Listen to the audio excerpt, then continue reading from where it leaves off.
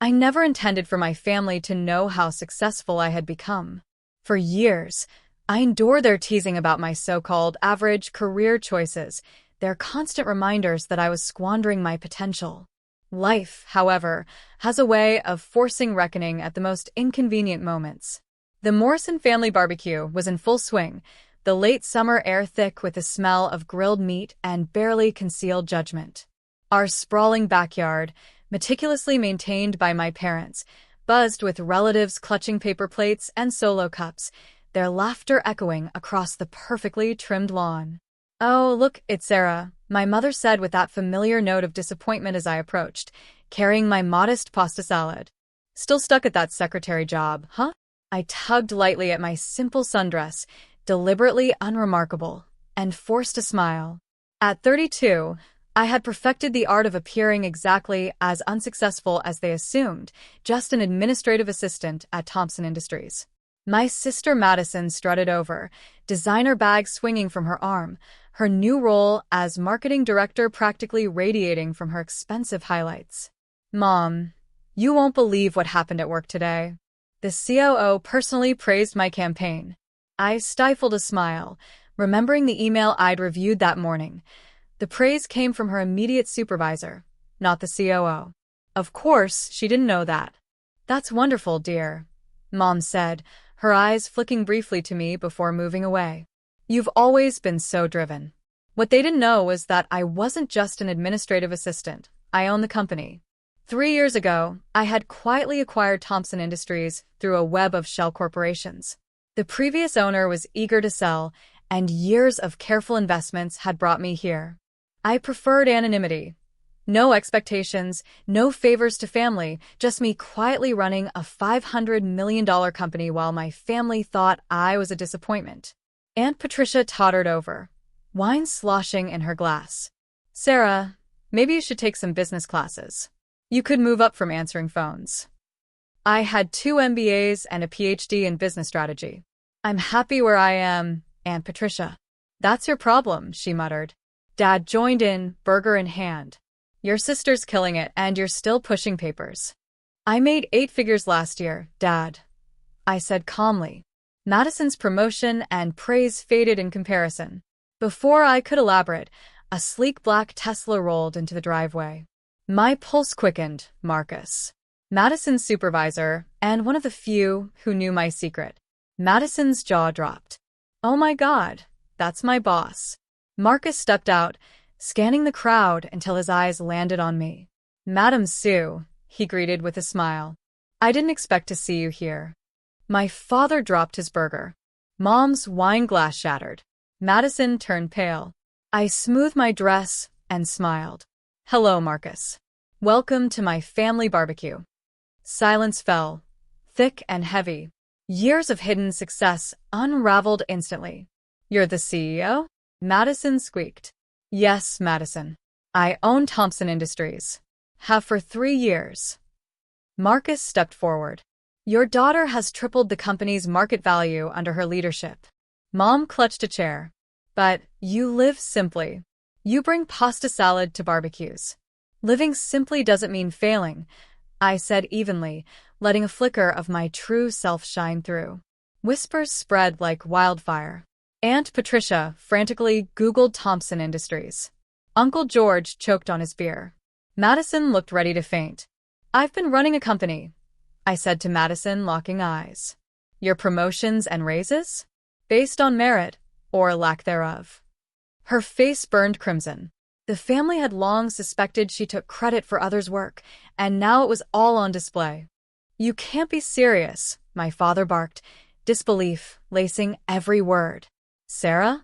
She can barely pick an outfit in the morning." I felt the familiar sting of his scorn, but I was done hiding.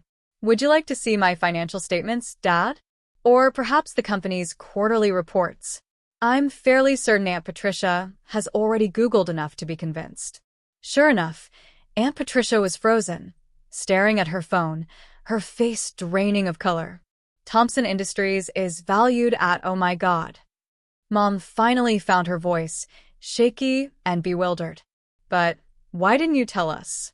Why pretend to be less?" I let my gaze sweep across the family who had dismissed me for years, who belittled my choices and labeled me a failure because I didn't broadcast my ambitions. Would you have believed me? I asked quietly. When I left Williams and Partners to start my own investment firm, you told everyone I'd been fired.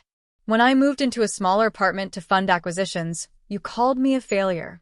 When I worked nights building my company, you said I had no life.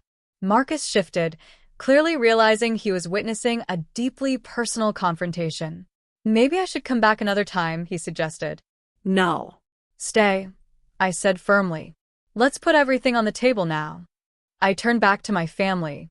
I kept my achievements private to succeed on my terms, without your expectations or demands. And watching how you treated me when you thought I was just a secretary? That told me everything I needed to know about who you really are. Madison's husband, Tom, finally spoke, stunned. Wait, if you're the… Yes, I confirmed. I'm the one who denied your request for a private office last month. The company simply couldn't justify it for a mid-level manager. Suppressed laughter rippled through the relatives. Madison's cheeks burned crimson. Uncle George, ever the opportunist, piped up. Is the Morgan acquisition you mentioned related to the merger? That's confidential, I said coolly. Just like the raise Madison has been bragging about, it won't happen. You can't, Madison protested. I can, I said. Your last 3 projects went over budget, your team has the highest turnover, and your latest campaign mirrored a competitor's work from last year. Merit, not favoritism, drives this company. Mom sank into a chair, fanning herself dramatically. All this time, she whispered. Yes, I interrupted. All the times you called me useless, seated me at the kids' table, mocked my clothes, my car, my choices. I remember every one of them. I straightened my target dress. Every single one. The silence was heavy, filled with regret. Dad looked decades older. Madison counted her shoe payments in her head, and Marcus cleared his throat, breaking the tension. For the record, he said, your daughter has built one of the most respected companies in the industry. Employee satisfaction, profit margins, corporate culture, all exceptional. I reached into my simple handbag and pulled out an envelope. And this, Dad, is for you. His hands trembled as he opened it. A deed for the backyard he cherished. The mortgage you've struggled with? Paid off. Consider it a return on the investment you never made in me. Aunt Patricia choked. Uncle George dropped his phone. Madison looked ready to faint. Turning to Marcus, I shifted into my CEO persona. Shall we discuss the Morgan acquisition over dinner? I know a restaurant not owned by relatives. As we walked to his Tesla, Mom murmured, but the barbecue? I think we're done here, I said, surveying the deserted potato salad and frozen faces. I have a company to run. I smiled, exhaling years of secrecy. And, Madison? Don't be late for the next company meeting. We'll be announcing organizational changes. The ride was quiet until Marcus spoke. I truly didn't realize they had no idea. I laughed. No apologies. Some truths need to be revealed, whether planned or not. Will you be okay? He asked. I thought of the years hiding, shrinking myself, swallowing their dismissals. Better than ever, I said, watching our family home fade in the rearview mirror. The next week at Thompson Industries, I strode through the halls in a power suit. Employees whispered as they recognized the once quiet woman who had quietly ruled the company. Madison waited outside my office, now transferred to a satellite branch. Some decisions as CEO were hard. Some were necessary. As I sat at my desk, I pulled out a long-hidden family photo, young me, already shrinking away from the spotlight. I dropped it into the shredder, letting go of the past for good. I opened my laptop and started my day as I had for the past 3 years, running my company, making decisions, and finally, fully living my truth. The secretary persona I'd maintained for so long was gone. The CEO I had always been had a company to lead. And somewhere across town, my family was still grappling with the reality that their greatest disappointment had become their most impressive success. But their approval was no longer necessary. I had stopped waiting for it the moment I acquired my first company. Success, I realized, didn't need spectators. It only required conviction. Occasionally, a dramatic revelation at a family barbecue helped make the point. The weeks following the barbecue were a whirlwind of awkward calls, unexpected visits, and corporate adjustments. My phone buzzed constantly with messages from relatives I hadn't heard from in years, all suddenly eager to reconnect with their entrepreneurial prodigy niece. Aunt Patricia called about her son's startup. Uncle George wanted to review legal contracts. Even Mom's bridge club friends tried showing up at the office, claiming they were close family friends. I instructed security to turn them all away. The biggest changes, predictably, were in my parents. Mom started showing up in my office with homemade lunches, trying to atone for years of indifference with sandwiches and guilt-laden apologies. "I just don't understand why you felt you couldn't tell us," she said one day, arranging family photos she brought in. "Really, Mom?" I asked, raising an eyebrow. "Remember my college graduation? Madison got a car for making the dean's list, and I got a lecture about wasting my time on business courses instead of finding a husband." She flushed, looking guilty. "We just wanted what was best for you." "No," I corrected. "You wanted what looked best to others." Dad tried a different approach. He began sending me newspaper clippings about Thompson Industries, as if I hadn't seen them, annotating the margins. "My daughter did this. Sarah's company. That's my girl." The same daughter he had dismissed as useless weeks before. Madison proved the trickiest challenge. After her transfer to a satellite office, she filed a formal complaint claiming familial discrimination. HR, unaware of her connection to me, investigated thoroughly and uncovered multiple instances of her claiming credit for others' work, manipulating timesheets, and using company resources for personal projects. The evidence left me with a choice: either a public termination or a voluntary resignation with a neutral reference. She chose to resign, throwing one final dramatic fit in my office. "You're ruining my life," she screamed, mascara streaking her face. I stayed calm. "Everything you've done? Like taking credit for the Johnson campaign your assistant designed? Or falsifying expense reports? That's normal business practice?"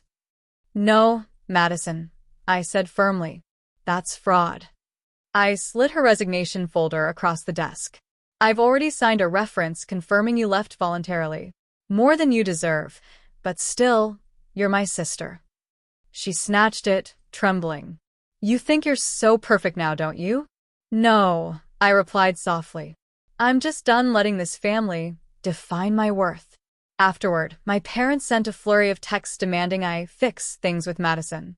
I replied with screenshots of her fraudulent reports and a single question: "Would you prefer I press charges instead?" Silence followed. Beyond Madison, I reshaped Thompson Industries. I reorganized the marketing department, promoted overlooked employees, and implemented a merit-based evaluation system. No nepotism, no favoritism. Success would be earned, not inherited. 6 months later, Thanksgiving brought another family gathering. I arrived in my Tesla, dressed for my actual status. The difference was striking. Relatives who once ignored me now hung on my every word. Aunt Patricia gushed about her CEO niece. Uncle George displayed a Thompson Industries article on the mantle. Madison did not attend. She'd landed a position at a smaller company, finally accountable only to herself. At dinner, Mom raised a glass to Sarah, who reminded us that success doesn't always look the way we expect. I clinked glasses silently, adding my own thought to authenticity, which matters far more than appearances. Later, as I prepared to leave, Dad caught me at the door. "I was wrong," he said simply. "About everything?" I asked, accepting his words, but withholding full forgiveness. Some wounds take longer to heal. Back at my office Monday morning, reviewing reports, my assistant buzzed in. "Your mother's here with lunch again." I smiled faintly. "Tell her I'm in a meeting." After all, I had a company to run. As I turned back to my work, I caught my reflection in the window, confident, powerful, unapologetically myself. The secretary was gone. In her place sat a woman who had learned the best kind of victory wasn't wealth alone. It was freedom to be exactly who she was. On my desk sat a new photo, not of family, but of my corporate team at our last charity event. These were